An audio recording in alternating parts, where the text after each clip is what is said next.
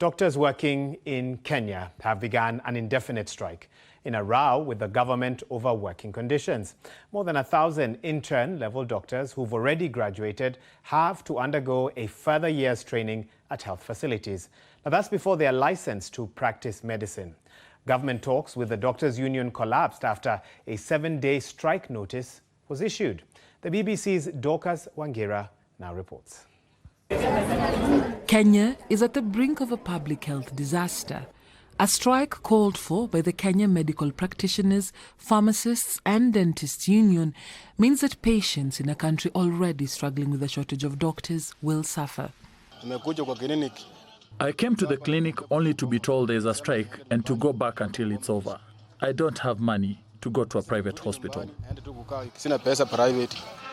In 2017, a collective bargaining agreement was signed by the government and doctors. However, Kenya's Doctors' Union says that there are nearly 20 issues that the government has failed to address, including unemployment, doctors' health cover, and working conditions. But the most urgent one is the posting of more than 1,000 interns and the payment of the postgraduate fees of specialist doctors.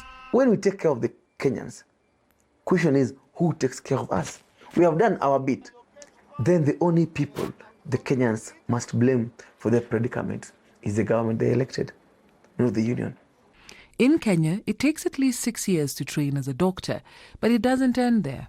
After graduation, they must be posted within 30 days to complete a 1-year internship to gain a license. Without this, they could be fined $40,000 or worse, face jail time if found practicing. However, doctors who graduated in July last year are still waiting to be posted. Dr. Misheni Mike is one of them. He recently took to the streets with other doctors to stage a protest that was violently disrupted by police. And it's very disappointing that this is the only language that the government understands.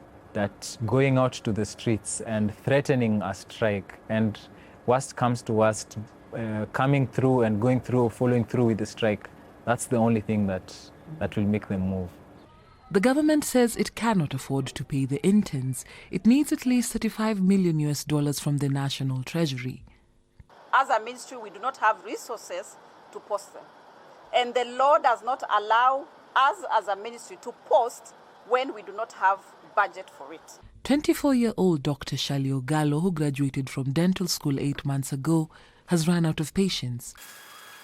Dr. Ogalo, who was considered one of Kenya's top students, never imagined that she would be picketing in the streets in order to get her license. If you would go back in time, would you still choose this line of work?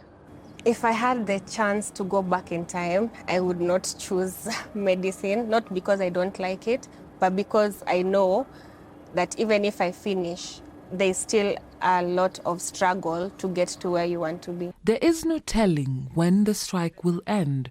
The government has proposed posting the interns in July, but the dilemma is that more doctors will complete their training in the same month, compounding an already existing crisis. Dorcas Wangira, BBC News, Nairobi.